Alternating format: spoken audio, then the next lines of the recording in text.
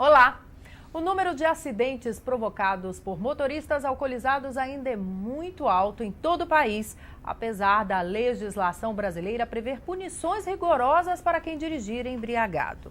A máxima, se beber, não dirija, ainda não é seguida por muita gente. Resultado?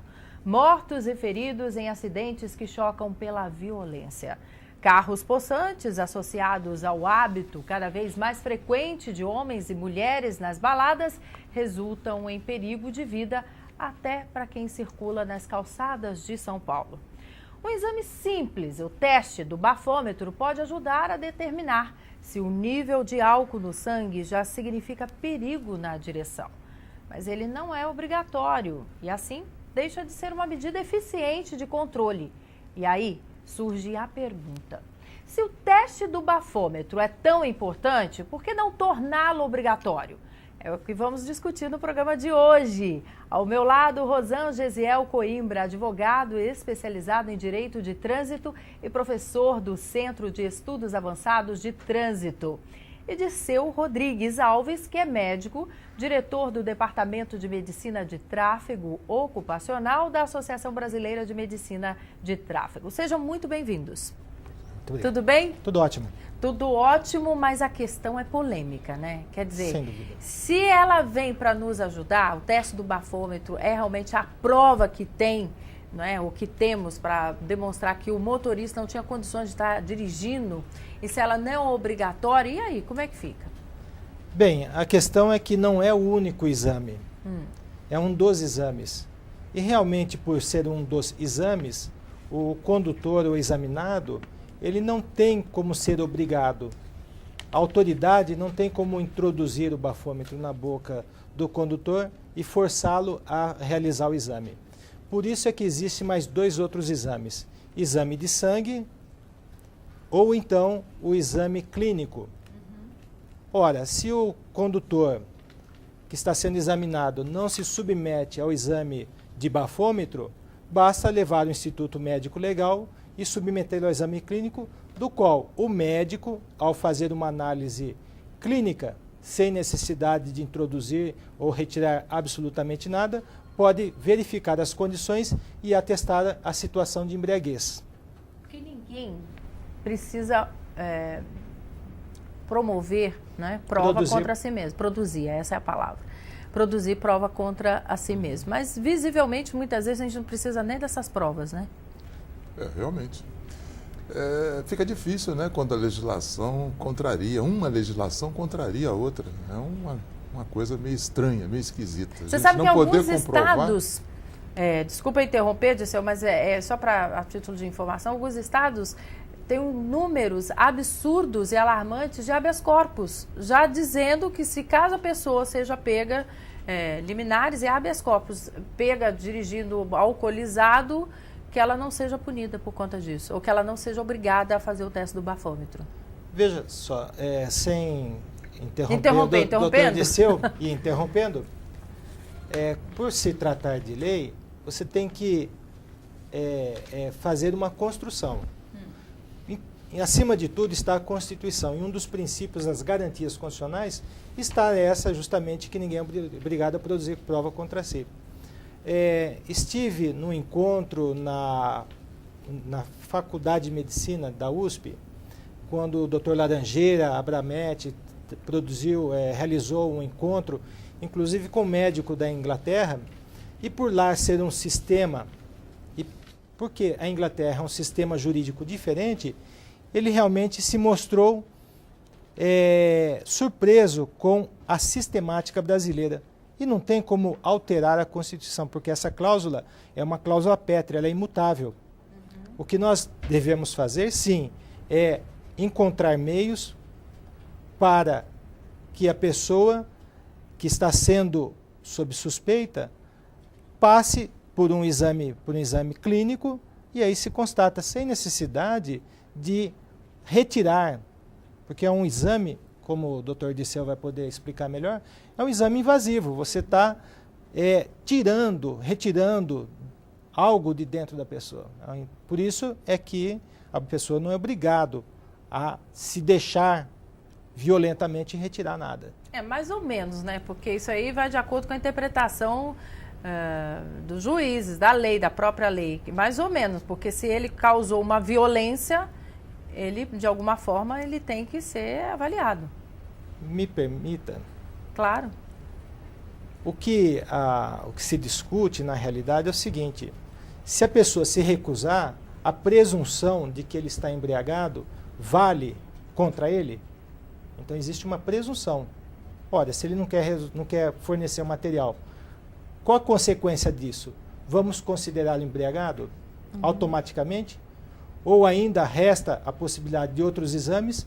E nessa resolução, a 206 do CONTRAN, ainda diz o seguinte: para evitar que o policial tenha que conduzir a pessoa até a presença do médico, pode ser feito um boletim por um policial descrevendo as características: vistas com gesto, andar cambaleante, a fala, enfim, todo o comportamento do sujeito que vai ser analisado, e a partir daí chegar a alguma conclusão, embora juridicamente tudo isso é discutível. Se não me engano, eu acho que é nos Estados Unidos que tem o teste da linha, não é isso? Que eles pedem para que a pessoa ande numa linha para ver se realmente ela está no seu estado geral, normal, para estar conduzindo um veículo. É um teste fácil, rápido, não sei, talvez trouxéssemos para o Brasil? Veja, o que ele está colocando é complexa a coisa. Se eu preciso justificar se sou pai ou não de uma criança, se eu me negar a fazer o exame, eu já sou o pai. Agora, se eu me nego a fazer o bafômetro, eu não sou o embriagado. É interessante a legislação, é incompatível a coisa. Incompatível, claro. Se chocam as coisas, eu não entendo bem por quê. Mais importante, o exame clínico, esse exame de caminhar na linha, isso vai dar a gente a sensação de que ele tem uma ação do sistema nervoso central comprometida. Nós sabemos que para dirigir um veículo precisa de se ter 3 funções importantes. Uma função é a função cognitiva. O que é isso? É a vigília, o sujeito está vigilante, ter atenção, concentração, raciocínio. A outra é a função sensório-perceptiva. Ele tem que ter tato, ele tem que ter visão e audição. E a outra é a motora, de respostas rápidas. Quando ele bebe, essas 3 funções ficam deprimidas, caem. Ele não tem reações rápidas, são reações lentas. E quando a gente coloca ele na linha, ele não tem um caminho, ele não tem uma reta a seguir, ele está em total desequilíbrio. Se a gente manda ele dobrar a perna, ele cai, ele tomba, ele tem o desequilíbrio, ele tem os sinais clássicos. Além disso, ele tem uma hiperemia conjuntival, o olho fica avermelhado, ele tem um hálito importante, ele tem a fala pastosa, ele tem todas as características do cara que está embriagado e que não deveria estar na direção veicular. Só que, se eu apresentar isso para o juiz, provavelmente o juiz não vai aceitar, porque não tem um número que defina. A lei diz 02 ou 06. Se não tem um número, não tenho como colocar número no exame clínico.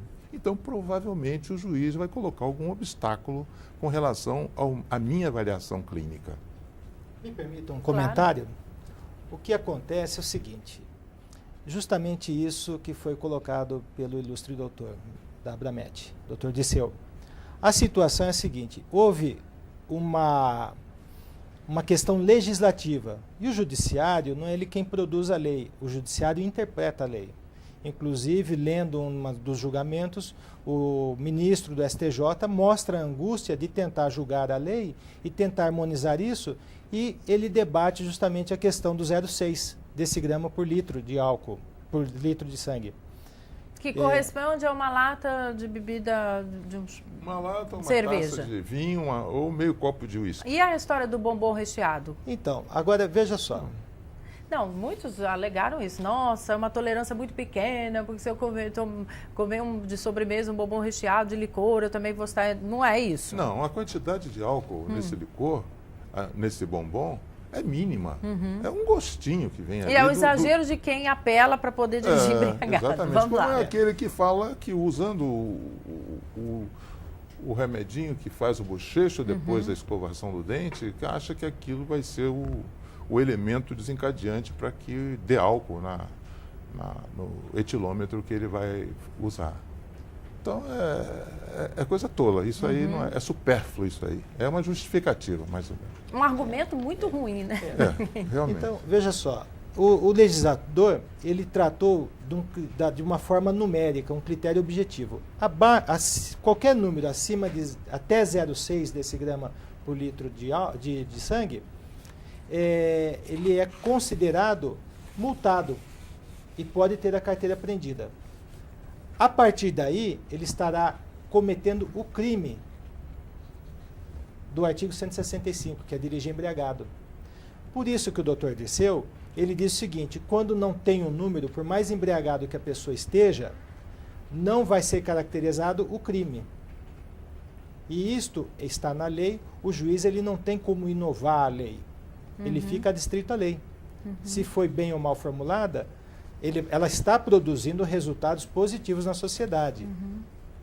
Agora, legalmente falando, juridicamente falando, a técnica produzida foi uma lei feita de uma forma bastante rápida, foi pega de surpresa todos nós e não teve uma vacácio legis, um período de adaptação, ela já entrou em vigor imediatamente.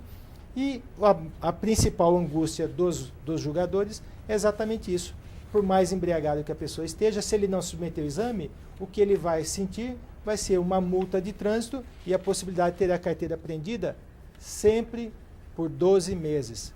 É uma inconstitucionalidade flagrante, porque a Constituição ela visa aplicar uma pena na proporção, tem que ter uma individualização. O juiz ele tem que ter um mínimo e um máximo para cada caso poder estabelecer um mínimo conforme a situação específica, concreta.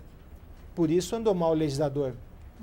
E quando o legislador anda mal, ele provoca uma confusão, uma insegurança. Aí que está a lei, ela já foi previsto no código anterior 0,8 decigrama por litro de sangue. Depois baixou para 0,6. E hoje em dia não tem tolerância nenhuma para infração de trânsito. Acima de 6, aí já é crime. É essa a questão. É essa questão e qualquer outro argumento a gente tem. Que eu falo a todo instante, não é proibido beber. Se você é maior de idade, você pode responder pelos seus atos e você não quer seguir a famosa frase lá, beba com moderação, vá de táxi. Não é que te proíbe de ter o direito de ir e vir no seu automóvel, te proíbe de você estar na direção de um veículo, de estar armado. A internet tem ajudado, inclusive através das redes sociais, alguns motoristas se livrarem das blitz aí com relação à lei seca. Só tem algum dado que demonstra aí o número de pessoas que bebem e que depois saem dirigindo? Olha, entre os motoristas, 54% da nossa população, a nível Brasil, faz uso da bebida alcoólica e dirige. 54%? 54% dos motoristas nossos fazem uso da bebida alcoólica e dirigem. Então, veja que absurdo. Eu não tenho como ver policiais em excesso para poder vigiar todo esse pessoal que faz uso da bebida alcoólica. O país é continental, né? A população de bebedores, né, sociais e bebedores crônicos estão misturados aí. Existem, eu conheço, eu preciso de algum artifício para substituir esse trabalho do policial na rua. E já foi pensado nesse artifício? Existe alguma ferramenta que poderia nos ajudar? O próprio etilômetro, né, que o nosso policial usa na rua, esse etilômetro teria que ser anexado ao veículo como sendo um equipamento de proteção individual. Olha só, mexendo na indústria automobilística. E logicamente, como proteção também, um equipamento de proteção coletiva, porque ele dirigindo alcoolizado, ele ou vai morrer ou vai matar. E uma vez que ele soprasse lá de uma forma que ele não está produzindo prova contra ele mesmo, né? É uma segurança que teria a ele e para outras pessoas que eu estou dizendo, de que forma, se ele está fora de consciência, De que forma ele não acionaria o veículo para sair? Então, ele ao soprar esse etilômetro anexado à ignição do veículo, ele não, se tiver na corrente respiratória, na corrente expiratória dele álcool, ele não vai conseguir fazer a ignição do carro.